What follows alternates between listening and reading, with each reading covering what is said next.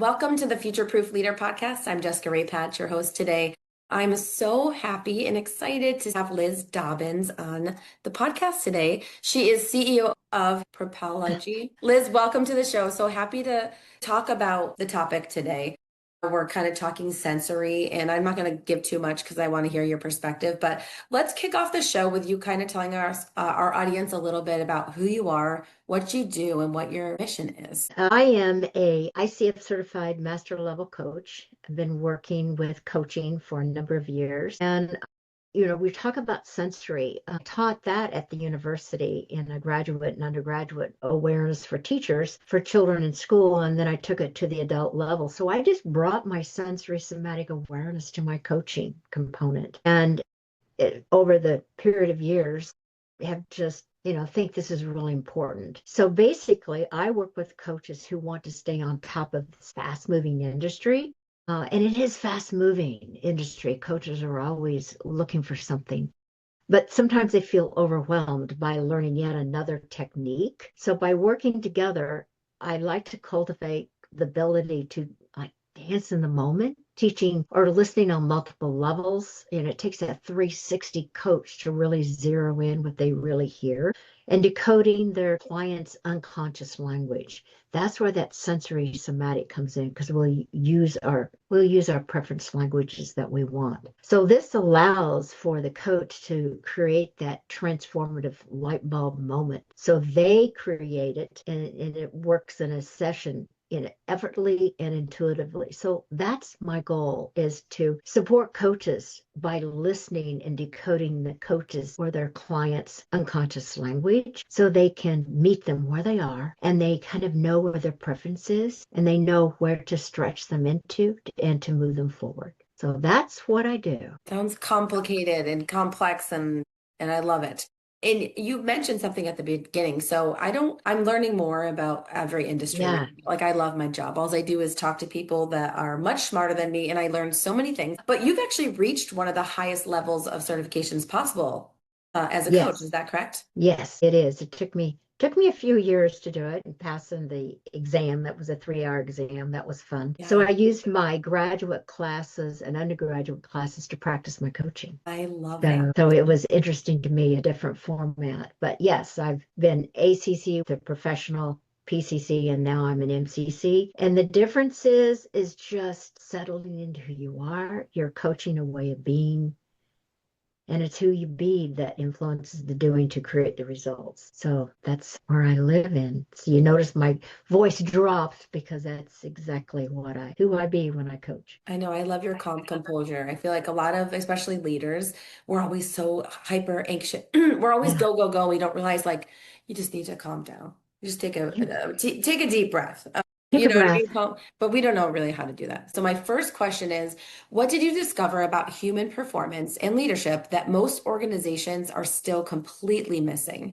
I think meeting them at their level as a leader and not expecting perfection, or expecting perfection versus feeling where they are, creating leaders. So actually meeting them where they are, I think that's one of the missing components that I feel. They tell you what to do, how to do it, what to do, maybe ask questions, but they're thinking of what they want to ask before really tuning into who are they working with. And how do you navigate that? Like, how do you navigate that with a coach?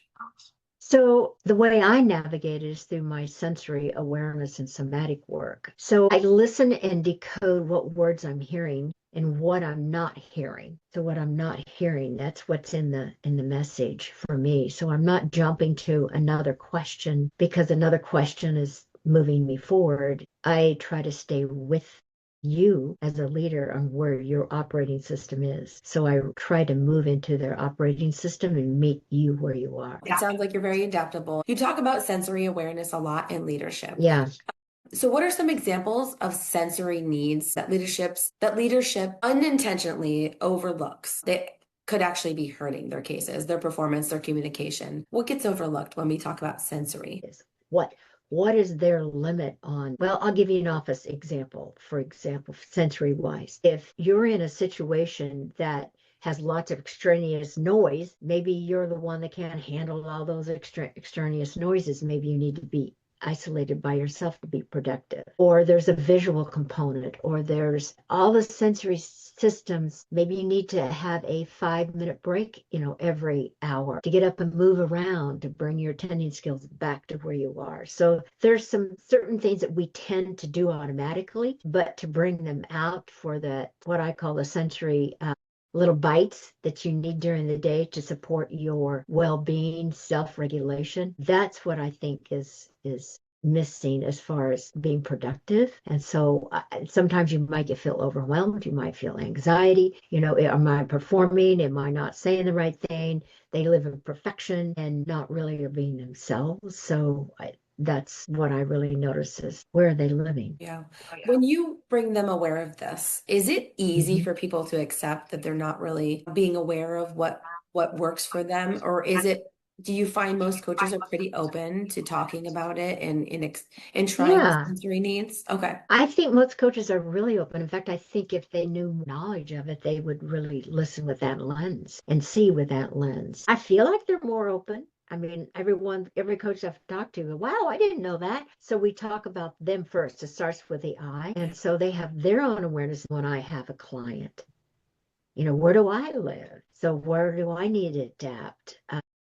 It find it interesting for them to find out about themselves first, even Yeah. before they put it into the we kind of component. Absolutely. When you're dealing with coaches or leaders in general, everybody talks about self-improvement, training. Everybody should be working on doing some kind of leadership training, some kind of advancement in their career to make them a Right. leader. In the sensory arena or leadership, do you see that there's a lot of opportunity there for Oh, leaders? yeah.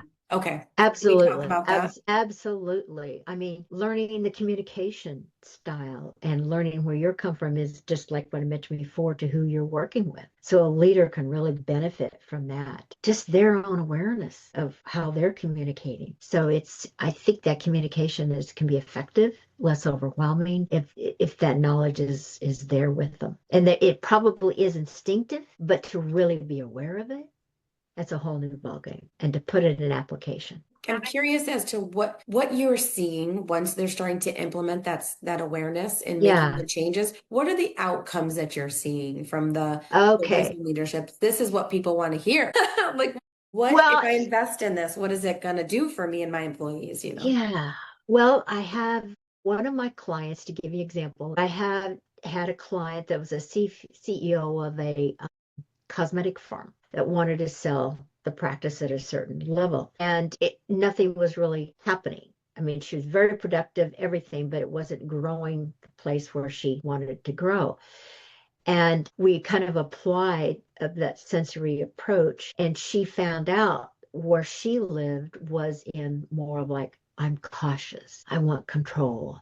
I'm not a seeker out here. I am like live down in my roots, so to speak. And most people on her team that would come to her table lived in the same arena. So when we looked at the what was really happening, then she started reaching out for people that lived in different sensory areas here that were seekers, or they were visuals, that they could write the marketing, they could do different arenas for her that she didn't know of, and yet still relinquished control for that. So when that happened, then her revenue went way up. And like it's more it's the control? awareness of how we come across, how we are in that moment in time, and what our preferences are and what our thresholds are. And sometimes we don't want to take risks. We're a seeker. We want something more, something more, something more, something more. There's never a ceiling. There's just in the floor, and there's never a ceiling. There's always something more. Yeah. So bringing that, narrowing that down into a comfort zone for that person, and working within that area of comfort level really supports, I think, the leader, where the leader's coming from and who she's working with or he's working with. That's what I do. So it's the coaching component that shares that decoding language, the awareness of the playground they get to play in, so to speak. I like to say it a playground because you try things and you're aware and you can ask questions, but really staying in that moment, I think, is a big key. Yeah, and I don't know if you're like me or not, but I feel like I'm always trying to like do the next thing, do the next thing, do the next thing. Right. But if I get to a point where I have so many things on my plate and I know that I just can't accomplish it all, I either stop dead in my Hmm. tracks and say, well, Yeah, I have too much going on and I'm not going to achieve any of this. So I'm start slowing down. And it's not that right. I'm not motivated. It's just that am overwhelmed. Many leaders assume like low productivity is like a motivational issue, but how often do you see that it's actually an environmental and sensory issue? Could You be know, environmental and sensory issue, very much could be. It could be one component for that. Yeah, the environment has a lot to do with how you thrive. For example, you're talking to me, I'm in my closet, okay? what? So I'm in my closet because I'm Oh my auditory gosh. distractible. So we have a walk-in closet. I put my computer, I've got my camera up, I put a little backdrop up back there, and I'm not aware of dogs barking outside, helicopters going outside, planes going overhead, traffic out front. So I am much more cued in and a much better worker and writer and productive if I eliminate all of that. I was downstairs where there was lots of rocks on the wall, and my poor husband was trying to tiptoe upstairs and everything. It just didn't work. I Yeah. felt sorry for him, felt sorry for me. So I moved my office to my closet. And then I'm a big component of activity level. So I take a break every 50 minutes for sure, if not in between my clients. And I go out and go for an easy walk, an easy jog. I get my movement component in the sensory self-regulated, bring myself back. I do proprioceptive work because it's universal regulator. I waltz back in, take my breath, center myself, and I'm ready. So I believe move supports. So I have some military background and there's just Yes. some environments where you Yeah. can't control. Like you really can't Right. control it. You're in the midst No. of the chaos. Maybe you're in corporate America. Maybe you're working with a client who just really has to be in the Right. thick of it. How is there still a way to Yes, to oh self-regulate. yes, how what would you give to a client like that? Well, there's some little things like, in school, for example, some of your teachers may use a fidget ball while they're being Yeah. read to, Yeah. or so that's proprioceptive in nature. It's using muscles against joint. There are some things that we can do isolated that will prep our self-regulation so we can move through it. If I want to go to a basketball game here at our university, I know it's going to be really loud. So I set myself up even before I go in. The So I can preparation. prep it. Yeah. Just preparing yourself. I do that a lot with my as a mother and with my children. If we Yeah. know what we're going into, sometimes it definitely helps. You can't mitigate everything, but at least Right. you understand this is what it's going to look like. Hmm. This is what it's going to feel like, Yeah. probably. And there's different things you can do periodically during the day to support your regulation. Like if we're on Zoom all the time, we get digital fatigue for sure. Yes, And so we have to take a break visually, look up at the lights, look out the window. There's all kinds of little things that we can do to self-regulate in that moment to get through that moment that you get distracted in. absolutely. Now, we're living in a world where we have an AI company, leadership company as well. Everything is efficiency and productivity. Like everything, especially with AI on the rise, everybody's Right. scrambling to figure it out first or at least keep up with their competitors. So, do you think organizations risk becoming too optimized for output while kind of ignoring their human nervous system behind the work? I Yeah. think that's number one mission you just touched on that I think is more important than anything is the human nervous system. Know your body, know your human body intelligence, how you operate as you move through this newness of AI and whatever we're moving through with productivity, efficiency, da da da. I know we look at things in 3 seconds and we're gone. We've lost attending skills. So it's knowing how your system works so that you can be productive. I assume people come to you two ways. One, they see you, they see your work, and they want to be proactive about being Hmm. mindful and really taking care of themselves so they don't get to a point where they're kind of overstretched and outreach. But I'm Yeah. certain that you probably get clients like we do that are just they're overstimulated, they're at their breaking Hmm. point, and they've come to Hmm. you. What happens to people who don't really take action? Like what's the difference? Being proactive versus waiting till your breaking point. Well, you may not know where your breaking point is until you're True. at it. Yeah, Yeah. so some of my clients that come to me could be overwhelmed, have anxiety. I usually try to look at what's really happening in that time and what is causing it and what they think is causing it. I don't tell them. They know the answer. They're whole and complete. So it's my job to, be inquisitive to try to find out where are they where they're coming from, what is happening, why is this overwhelming? Can you share a little bit more about it? So that might be one of their intentions for the coaching call. So we go through the coaching call working on what they want to work on. And they then figure out what will support me. They'll know what supports them. Yeah. Maybe I need to take a 5-minute break here. Okay. What would it look like? What would be just a little stretchy for you to apply for next week? I like your coaching approach because I've seen a few different coaches in my day. There's coaches that have a defined program. This is what you're going to Mhm. do. This is what we're going to do every day, and that will work with some people who need structure. They don't really know where to Right. go. I think the mother in me or the leader in me likes to feel as though I've empowered my people to figure out the plan themselves because I think they'll stick with it. So I love your approach of how you kind of address your clients with, hey, what do you think is going to work for you? Let's talk this through. Yeah. What do you hear when you hear me say this? Right. Or what do you hear when you hear yourself say this? So it's just tapping into they know what they need and want. It's just focusing on what they want to do and knowing what you know now, where you came in and where you are now, what has opened up for you and how do we take that and move that forward. If you're working with somebody who lives out on the skinny branches all the time, they're always moving. So what would be a bold step for you? Or if you're working with someone that's like pretty cautious, what would be just a little stretchy for you for our next time before a call? So your voice intention, you're meeting them where they are and you're reading them so you know what questions to ask. Absolutely. It always seems so simple sometimes. Like in hindsight, it seems simple. I like to use the Yeah. analogy with someone who's trying to like lose weight, right? So you want to lose 20 pounds. If you just eat less, work out, do your water, not eat, Right. whatever. But it seems simple, but honestly, what works for me doesn't work for the next person. Maybe I'm really good at fasting. You're really good at running. This is why I love coaching. And when people kind of invest in a personalized approach is Hmm. because you need help figuring what really works for you and your body. Hmm. And in your case, your body and your mind and your senses. Right.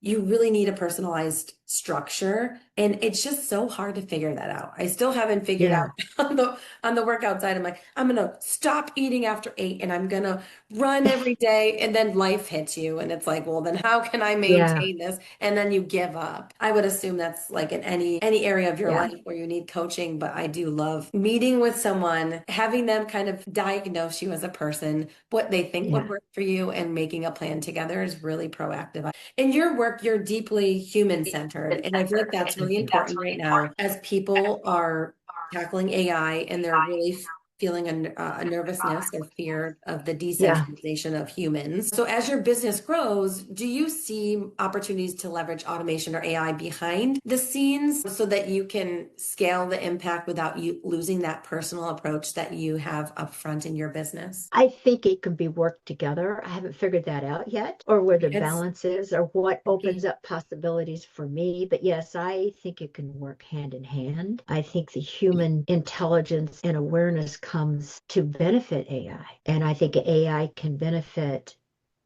maybe what you're specifically targeting or led by human intelligence. But I think it could work in balance. I haven't figured that balance out yet, and I don't know how that might work. But yeah, that I see that in the future for sure. what works AI wise for your structure is Yeah, very different than what would work for a landscape right. company, a logistics company. You do have to figure it. It is complicated, but yeah, it's all about kind of figuring out who you are, what you need, all those things. But philosophical question for you. In 3 to 5 years, I always like Mhm. to say, if I continue on and continue not figuring out how to address my sensory needs or my environment to optimize my performance, where do you see people going in 3 to 5 years with all the rapid technology leading them into kind of a chaos state? Well, and you mentioned the right word, chaos. Yeah. It's kind of a cluttered chaos. And I call it cluttered. It's coming to mind because there's so much out there. Some people might be able to live with it. Other people be very overwhelmed